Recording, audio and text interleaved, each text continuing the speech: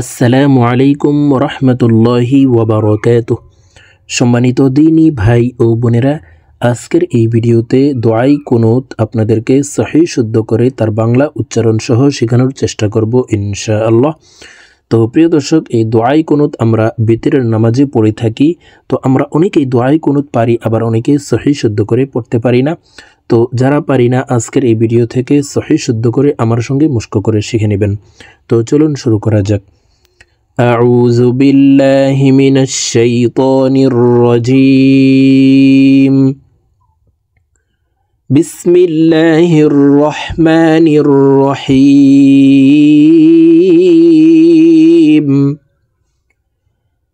اللهم إنا نستعينك।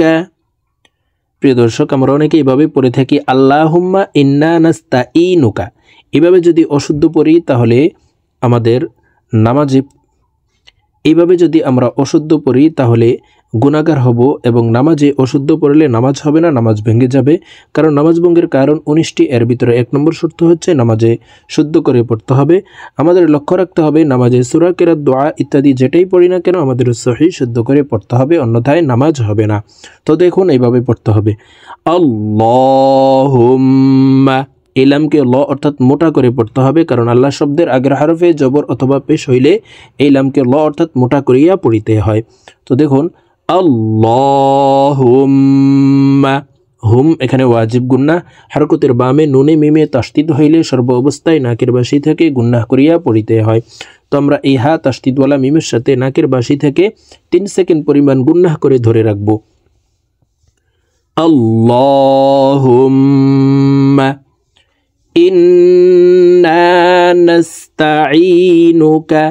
ইন এখানে ওয়াজিব গুন্নাহ, হরকতের বামে নুনের উপরে তাসদিদ আছে, এই কারণে এ হামজা তাসদিদওয়ালা নুনের সাথে নাকের বাসি থেকে 3 সেকেন্ড পরিমাণ গুন্নাহ করে ধরে রাখবো। এই গুন্নাহকে ওয়াজিব গুন্নাহ বলা হয়। গুন্নাহ না করিলে আমরা গুনাহগার হব। ইন্না নাস্তাঈনুকা আল্লাহুম্মা ইন্না নাস্তাঈনুকা ওয়া নাস্তাগফিরুকা ওয়া নাস্তাগফিরুকা ওয়া নু'মিনু বিকা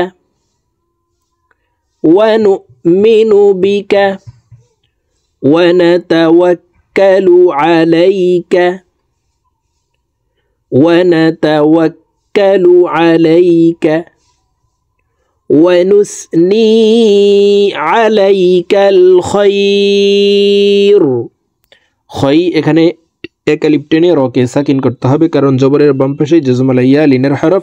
এই লিনের হরফের বামের হরফে ওয়াকফ হইলে মধ্যে লিন এক আলিফ টানিয়া পড়িতে হয়। ونثني عليك الخير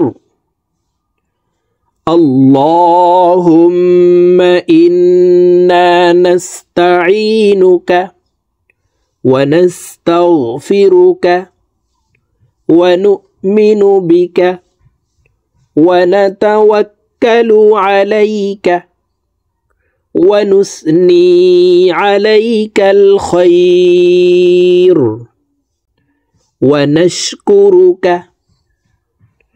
ولا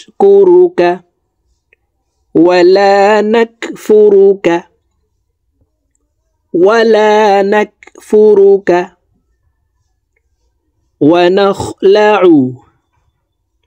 ونخلع। আইন হরফকে হলকের মধ্যখান থেকে চাপ দিয়ে উচ্চারণ করতে হবে, আইন পেশ উ। ওয়ানাখলাউ ওয়ানাতরুকু মান ইয়াফজুরুক। প্রিয় দর্শক, এই মিম তাসদিদওয়ালা ইয়ার সাথে গুন্নার সহিত মিলাইয়া পড়তে হবে, কারণ নুন সাকিন অথবা তানউইনের পরে ইদগামে বা গুন্নার 4 হরফের যে কোনো একটি হরফ আসলেই গুন্নার সহিত মিলাইয়া পড়িতে হয়। তো আমরা এই মিম সরাসরি তাসদিদওয়ালা ইয়ার সাথে গুন্নার সহিত মিলাইয়া পড়ব, মাঝখানে জজমওয়ালা নুন বাদ পড়ে যাবে। মান ইয়াফজুরুক ونشكرك ولا نكفرك ونخلع ونترك من يفجرك اللهم اللهم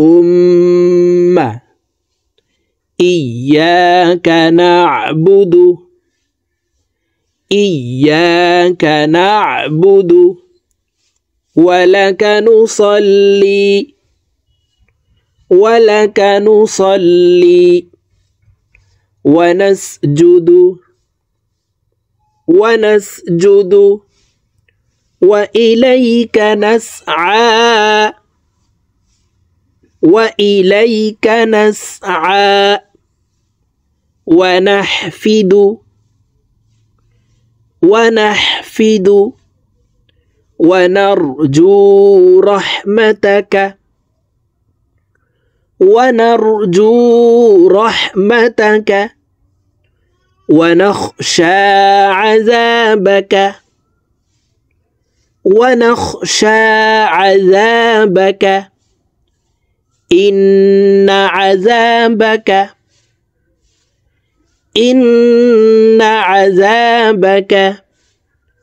بالكفار ملحق কফ কলকলার হরফ উপরের দিকে ধাবিত করে ধাক্কা দিয়ে কফকে সাকিন করে ফেলবো বিলকুফারি মুলহিক ইন্না আযাবাকা বিলকুফারি মুলহিক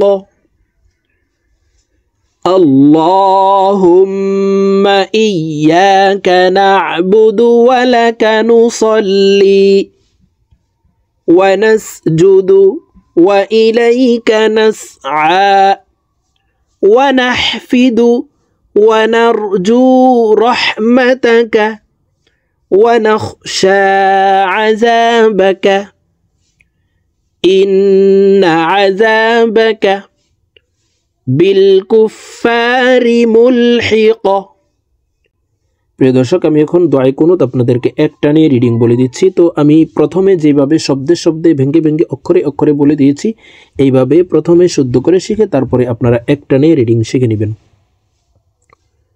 আল্লাহুম্মা ইন্না নাস্তাঈনুকা ওয়া নাস্তাগফিরুকা ওয়া নু'মিনু বিকা ওয়া نتوكل عليك ونثني عليك الخير ونشكرك ولا نكفرك ونخلع ونترك من يفجرك اللهم إياك نعبد ولك نصلي ونسجد وإليك نسعى ونحفد ونرجو رحمتك ونخشى عذابك إن عذابك বিলকুফারি মুলহিক প্রিয় দর্শক যারা আরবিতে পারবেন না আরবি উচ্চারণ পারবেন না তারা এই বাংলা দেখেও শিখে নিতে পারেন তো চেষ্টা করবেন আরবি দেখে শেখার জন্য কারণ আরবিতে সহিহ শুদ্ধ উচ্চারণ হয়ে থাকে বাংলাতে অনেক হরফের অনেক শব্দের সঠিক উচ্চারণ থাকে না তো আমি এখন আরবির মতোই এই বাংলা উচ্চারণ বলে দিচ্ছি দেখুন আপনারা আমার সঙ্গে মশক করে শিখে নিন اللهم إنا نستعينك